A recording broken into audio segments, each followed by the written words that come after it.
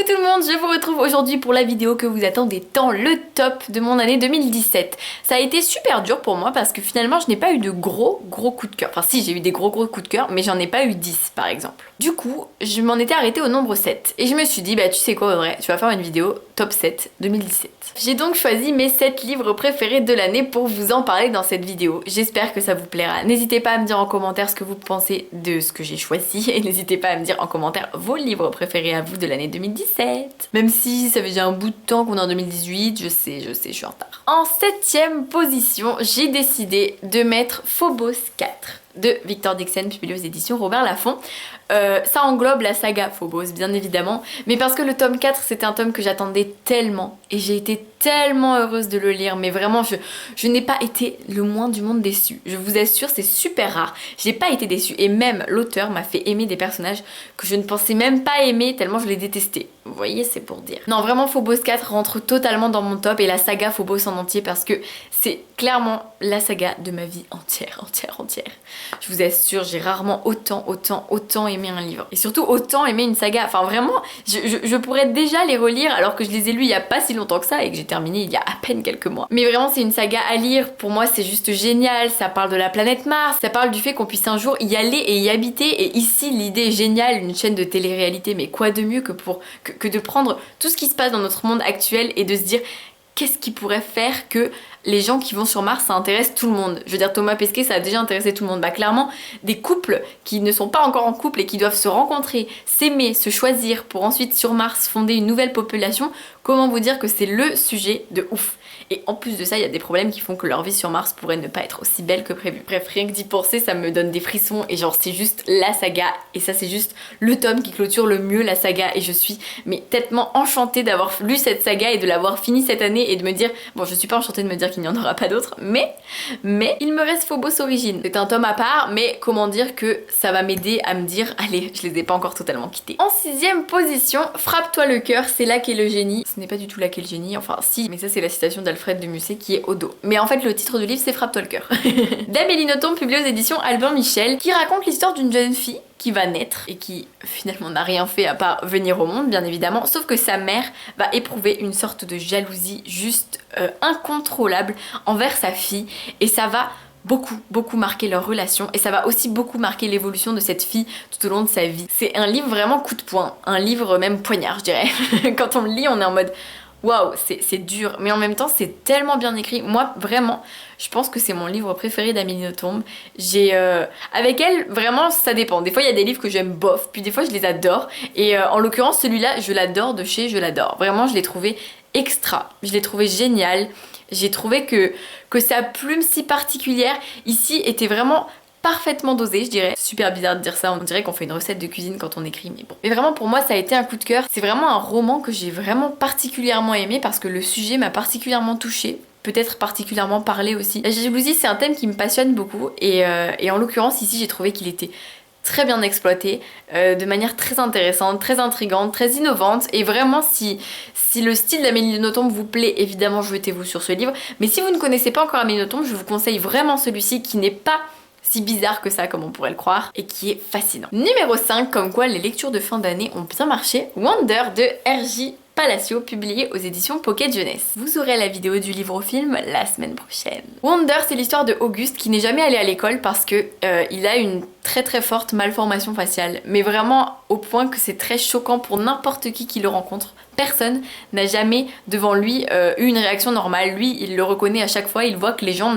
ont du mal à avoir une réaction comme s'il rencontrait quelqu'un, peu importe qui quoi. Auguste il a vraiment beaucoup de mal à ça, il va rentrer à l'école pour la première fois parce qu'il n'y était jamais allé à cause justement de son problème de santé et en plus il a subi beaucoup d'opérations au cours de sa vie parce qu'il avait d'autres problèmes avant comme le fait qu'il pouvait devenir sourd, il ne pouvait pas manger tout seul par exemple, mais grâce à ces opérations il devient presque totalement indépendant et donc il va aller à l'école et ça va être très difficile mais ça va être aussi très beau et j'ai trouvé ce livre tellement positif, tellement tolérant, tellement touchant, c'était juste... En fait je trouve que c'est un condensé d'amour et de beauté et d'émotion. C'est juste que ça. Moi j'ai trouvé ça trop beau. Vous verrez quand je vous en parlerai par rapport au film, mais certaines personnes m'ont dit que le film était un peu trop ouais, tout est bien dans le monde des bisounours quoi. Mais en fait quand on lit le livre, je ne trouve pas qu'on ait cette impression. Au contraire, c'est juste super positif et ça donne mais une telle dose de bonheur quand on le finit que vous ne pouvez que le lire. Franchement, vous allez le finir, vous aurez envie de pleurer mais en même temps de sourire, et j'ai passé mon temps à pleurer devant le film et j'ai un peu pleuré dans le livre, mais je me suis plus contenue parce que j'ai lu dans le train, donc j'étais en mode Audrey, ne pleure pas, ne pleure pas. Bref, petite beauté, petit bijou à lire à tout prix si vous ne l'avez pas encore fait. Et ensuite vous pourrez en plus voir le film. Numéro 4, ici c'est un livre que j'ai lu en début d'année par contre, et j'avais direct dit waouh, ça c'est un de mes gros coups de cœur de 2017, et effectivement c'est resté un de mes gros coups de cœur de 2017. Appuyé sur étoile de Sabrina Ben Salah, publié aux éditions Sarbacane. C'est un livre qui raconte l'histoire de Avril, qui a beaucoup de mal en ce moment dans sa vie parce que sa grand-mère va bientôt appuyer sur étoile, disons, et donc accueillir la mort. Avril, elle est extrêmement proche de sa grand-mère et elle est prête à tout pour réaliser ses rêves. Et sa mémé, elle lui dit que son rêve, ça serait de pouvoir aller assez haut sur une montagne pour pouvoir toucher les étoiles. Et Avril, elle se dit, eh bien, puisque c'est son souhait, on va lui faire ça. Un projet assez fou, un projet qui paraît impossible, mais finalement c'est un projet qui, vous le verrez au cours de votre lecture, est très très important dans cette histoire. C'est un livre qui est extrêmement touchant. Comment vous dire que j'ai beaucoup pleuré, que j'ai beaucoup été émue, que ce n'est pas du tout, vous savez, ce n'est pas du tout pathétique, ce n'est pas allez, on veut vous faire pleurer. Ça n'a rien à voir avec ça. Au contraire, Sabrina Ben Salah trouve les mots justes, les mots parfaits pour parler de la peur de perdre quelqu'un et aussi du deuil, bien évidemment. En plus, le livre est composé de petits poèmes, des petits poèmes qui nous brisent un peu le cœur, des appels téléphoniques entre la mort et la mémé. Bref, c'est en même temps parfois presque amusant, mais en même temps c'est tellement triste et en même temps tellement beau. C'est tout un mélange de toutes ces émotions si belle et si douloureuse qu'on peut ressentir au décès de quelqu'un, mais en même temps quand on aime quelqu'un. C'est pourquoi j'ai trouvé ce livre magnifique par sa poésie, par son thème, par ses mots très justes et puis par sa douceur et sa beauté. En troisième position, L'aube sera grandiose de Anne-Laure Bondou aux éditions Gallimard Jeunesse, qui est un roman juste merveilleux. L'association d'une mère, Anne-Laure Bondou, et de sa fille qui a fait les illustrations que je vais vous montrer tout de suite. Voilà. Il y a pas mal d'illustrations dans ce roman et elles ont toutes été faites par la fille d'Anne-Laure Bondou. Sa fille s'appelle Colline Perroni. Et cette histoire raconte justement l'histoire de deux personnages, une mère et sa fille, Nine et Titania. Titania est la mère et elle va dire à Nine, allez fais tes affaires, on va quelque part. Sauf que Nine elle est en mode non maman, j'ai une soirée en fait, et Titania ne va vraiment pas lâcher le morceau alors que d'habitude elle est plutôt cool. Nine se dit waouh, il y a un truc bizarre. Elle va suivre sa mère, elles vont se retrouver dans une cabane au bord d'un lac, un truc un peu mystérieux, et Titania va lui raconter l'histoire de ses ancêtres, l'histoire de sa famille, une histoire qu'elle s'était promis de ne jamais raconter jusqu'à un moment. Ce moment-là est censé être le bon, et Nine va tout écouter au cours de toute une nuit. C'est un super beau roman familial, c'est magnifique, on assiste vraiment à un personnage qui raconte, à un personnage qui conte même l'histoire de sa famille, et à Nine qui elle est presque de notre époque, de notre génération,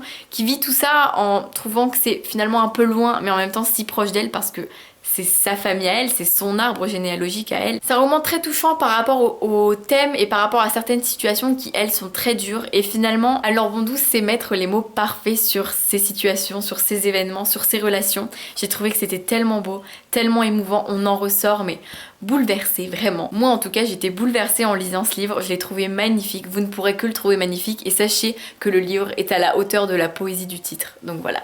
Après ça, vous ne pouvez que le lire. En deuxième position, je vous parle de D'après une histoire vraie de Delphine de Vigan, que je vous mets ici parce qu'en fait je ne l'ai pas, je l'avais volé à ma maman. Il est en deuxième position, c'est un roman qui m'a totalement bouleversée, totalement choquée, totalement hantée. C'est juste un livre de dingue. Delphine de Vigan, dans ce roman, raconte l'histoire de Delphine de Vigan. Donc elle raconte son histoire à elle, sans que ce soit forcément vrai. Elle raconte l'histoire de son double, on va dire, qui a beaucoup de mal à se remettre du succès de son dernier livre et qui a très peur que son prochain livre soit une catastrophe. Et son état de fragilité, de faiblesse fait qu'elle va rencontrer une mauvaise personne à qui elle va accorder sa confiance à tort. Et justement cet état fait que cette amitié malsaine va peu à peu prendre toute la place dans sa vie sans qu'elle ne s'en rende compte. Et cette amitié malsaine est juste une amitié affreuse, une amitié perturbante et une amitié en fait, on a du mal à se dire est-ce que c'est possible que ça aille jusque-là. Et en même temps, on se dit, Delphine de Vigan a fait exprès d'appeler cette histoire d'après une histoire vraie et de parler d'elle-même comme si c'était son histoire pour qu'on doute, pour qu'on se dise jusqu'où ça peut aller. Et sincèrement, C'est un livre qui vous fait vous poser tant de questions et vous trouble tant que vous ne pouvez que vous dire en le refermant waouh, c'était une expérience de lecture juste dingue, c'était incroyable. Delphine de Vigan a une plume que j'ai beaucoup appréciée dans ce livre. C'est clairement mon préféré d'elle, j'en ai pas lu 3 millions, mais bon, ouais, même c'est mon préféré d'elle. C'est clairement un de mes romans préférés aussi parce que vraiment j'ai rarement lu un livre qui m'a autant perturbée, autant tourmentée et en même temps autant passionnée. J'avais tout le temps envie de le continuer, je me disais waouh, je veux la suite, je veux à tout prix connaître la suite. Bref, je n'ai pas été déçue en lisant la suite de la suite de la suite. C'est un livre dingue. Vraiment, je peux que vous le conseiller et j'espère que vous le lirez parce que vraiment c'est waouh. Et enfin, en première place, il y a Inséparable de Sarah Crossan, publié aux éditions Rajo, que j'ai d'ailleurs fait dédicacer à Montreuil, oui. C'est l'histoire de Grace et Tippi qui sont sœurs. Elles sont pas sœurs comme les autres. Elles sont pas sœurs jumelles. Elles sont encore plus que sœurs jumelles même. Elles sont sœurs siamoises. C'est-à-dire qu'elles ont les mêmes jambes. Elles ont les mêmes jambes, le même bassin, et à partir de là, leurs deux corps se divisent, et donc elles ont chacune un haut de corps, on va dire, un visage, une tête, et un esprit, des pensées. Des pensées qui ne sont donc pas les mêmes, elles ont toutes les deux des caractères très différents. Et elles vont toutes les deux rentrer au lycée parce que leurs parents ont quelques soucis d'argent et donc ils ne peuvent plus se permettre de leur faire école à la maison. Donc elles vont devoir rentrer au lycée, cet endroit impitoyable, surtout quand on est différent. Et là en l'occurrence on atteint vraiment un summum de la différence parce que j'avoue que je n'ai jamais croisé personnellement de siamois ou de siamoises. Je ne sais pas vous mais c'est vraiment pas commun. Donc imaginez un lycée, le lieu propice au harcèlement, un lycée où elles vont arriver, où elles vont devoir faire face au regard des autres. C'est très difficile. Et ce qui est encore plus difficile, c'est qu'elles se sont fait la promesse de toujours vivre l'une avec l'autre, sauf que au fur et à mesure qu'elles vont rencontrer des personnes, elles vont se rendre compte que parfois, on a envie d'être seule. Et c'est quelque chose qu'elles ne pourront jamais avoir. Ou peut-être. C'est un livre qui m'a profondément touchée, profondément émue, profondément fait pleurer. C'est tellement beau, mais en même temps, c'est tellement triste, tellement tragique. Bref, je ne peux que vous le conseiller parce qu'il est écrit, ah oui, petit détail que j'ai totalement oublié de dire, il est écrit en vers libre. Donc comment vous dire qu'un livre comme ça, écrit en vers libre, ça vous emmène, ça vous fait voler, ça vous donne des ailes et ça vous donne envie de rester dans ce nuage de douceur et en même temps de larmes et de sourires toute votre vie. C'est un livre que je vais relire, que je vais peut-être même relire en VO parce que même s'il a été traduit par Clémentine Beauvais et que je ne doute pas du talent de traductrice de Clémentine Beauvais, ça doit être encore autre chose de le lire en VO et ça doit être encore autrement beau, encore autrement sublime, encore autrement merveilleusement touchant, encore autrement douloureusement merveilleux. Une petite merveille, vraiment. S'il y avait un seul livre de tout ce dont je vous ai parlé que vous devez lire, c'est vraiment celui-ci. C'est mon énorme coup de cœur de cette année, c'est clairement...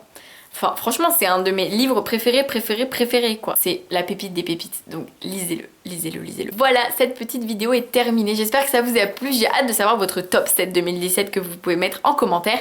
Qu'est-ce que vous avez pensé des livres dont je vous ai parlé si vous les avez lus? Sinon, est-ce que vous allez les lire? Et ensuite, je vous dis à très vite pour une nouvelle vidéo. Comme je vous ai dit, la prochaine vidéo, ce sera Wonder du livre au film. J'ai trop hâte de vous montrer ça.